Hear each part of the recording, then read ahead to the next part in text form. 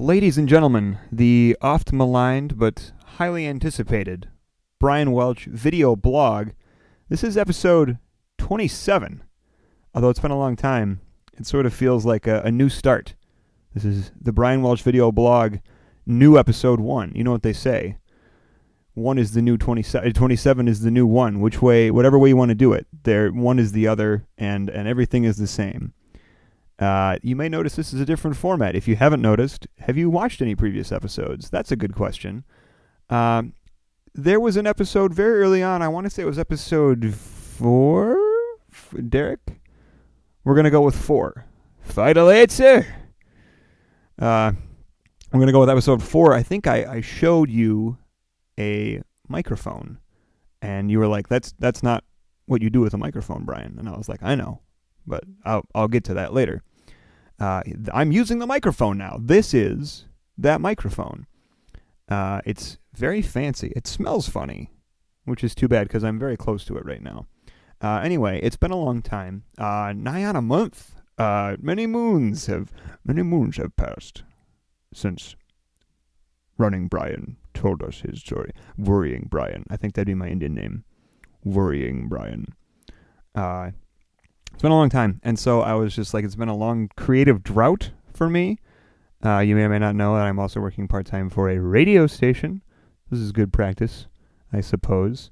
Put it on my resume, since I don't know how to do the accents on a keyboard. So I was like, what do I got to do? I know what I need. I need to get a haircut. I need to go to the to the wellspring of my stories. And that's, of course, none other than Lady Jane's Haircuts for Men. I went back. Wouldn't it be great if I just sat around for an hour with a notepad? Sorry, I do this not-for-profit, this non-profit podcast, this video blog turned audio journal for this episode, the Brian Welch Audio Journal, the Bwadge. I'm legit. I had a fedora with a little tag that said "Scoop" on it. So I went back and I got another haircut. And you sign in on a computer when you get there. You may not know this. Or you may tell your girlfriend that you don't know because you've never been there. I swear, honey, I go to Great Clips. Anyway, you sign in, and I'm a repeat customer, so I typed in my name, and then you can select a stylist. I think I shared this before. You can select a stylist from her picture. And I figured out that the stylist, the no-name stylist from last time that I had such a great time with, her name was Allie. And I was like, oh, I can request Allie. And I looked, and she was already cutting somebody's hair. And there's 3 other girls sitting around doing nothing. And I'm just like, I cannot bring myself to pick this person. I think it comes off in poor taste, frankly, is what I believe. One, you've got these girls that are sitting there working bored. And on top of that, nothing to do. I mean, people appreciate that sometimes at work, but they work for tips. They need to do haircutting. They need to do haircuts to people to make money. And so, I'm trying to help them out. We're all trying to get by. And I don't want them to see, why aren't we, what's so special about her? I don't want to cause any catty situations. So I was just like, I'll take the next. I didn't want Allie, who's working hard, cutting someone's hair. Can't tell how far along she is because I don't know hair cutting. And I'm like, oh my gosh, everybody's sitting around. And I thought I'd get a break, but now I'm going to cut this schmuck's hair.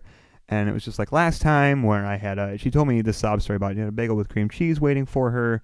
She didn't get to, and it's, sort of my fault. And I was just like, I'm really sorry. Please don't cut my hair poorly. So I'll take the next available. And I did. She also, it was immediate. It was very quick, which was the other benefit of this. I waited till after the lunch hour, and I felt very smart about that. I don't know if it really made any difference. But in my head, it made all the difference. And so she didn't introduce herself again. This one was very non-talkative, which is too bad. And I was just like, well, it's okay. We did a little bit of perfunctory small talk. How are you? What are you doing today? It's my day off, blah, blah, blah. I'm going to go play the drums. Oh, my ex used to play the drums. She said that, not me. Just in case that wasn't clear. She said, and then she corrected herself, well, he still does, but he's my ex. And I was like, well, all drummers are the same, so we probably won't get along. So we didn't really talk much, and I was like, but that's okay. However, her TV was not working. It was just like flashing the Comcast logo.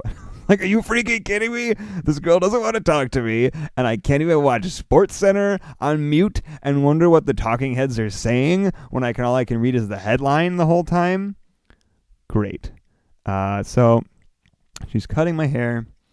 It looks great, by the way. I wish I could show you, but that's how microphones work. Not how video cameras work. Video cameras, I could show you. Maybe I'll put a picture up to go along with this. And Allie finishes up. This is my favorite hairdresser there so far, remember. She finishes up with her other haircut, and I'm just like, man, well, because it went almost the full duration of mine. And I'm just thinking, I would have still been waiting until just now. And then she wraps up, and she puts on her jacket. I'm just like, this is great. She's going on break, and I allowed her to do that because I didn't queue myself up to be next in line. I'm such a great guy. She's never going to know it, but I'm going to feel good. I'm not trying to impress her. I'm going to feel good that this person who I like in a platonic haircutting way is able to enjoy a break. And then she just sits down in her chair and she's watching Sports Center. She's not going anywhere. She's not going to get food. I'm just like, I tried to do you a favor. And this is how you repay me for the favor that I have granted you. I don't even know what that voice was. Anyway, I was listening to the radio in there because they played the radio a little too loud, like I said, in an earlier episode. And it was this station. I don't remember the call sign of it, but it was this ad came on, and I want to get this right. And it was like, is it Detroit's classic rock? This is what the new generation of classic rock sounds like. And they play some clips from a couple songs, and I was like, yeah, I could buy that. And then I hear, my Sharona. I was like, really? The Knack? The Knack is our next generation of classic rock? Can we get a recount? Never mind. I don't even know where I was going with that. I was just very sad. I was like, that's our generation's The Who, or our generation's Led Zeppelin. We get The Knack with My Sharona. And what other song, kids? Nobody knows. Nobody knows. Anyway, so that's all I got. Hopefully this all goes up well, and this is heard by tens of people. My small and deeply disturbed fan base. Thank you very much for listening. Tune in next time where I discuss a White Elephant gift party gone wrong. How does White Elephant gift party go wrong, Brian? You're regifting things. Well, what's worse than getting somebody else's garbage, somebody else regifted present? It's getting nothing. How did that happen? I will tell you next time about what I'm going to call Black Sunday. Good night, everybody.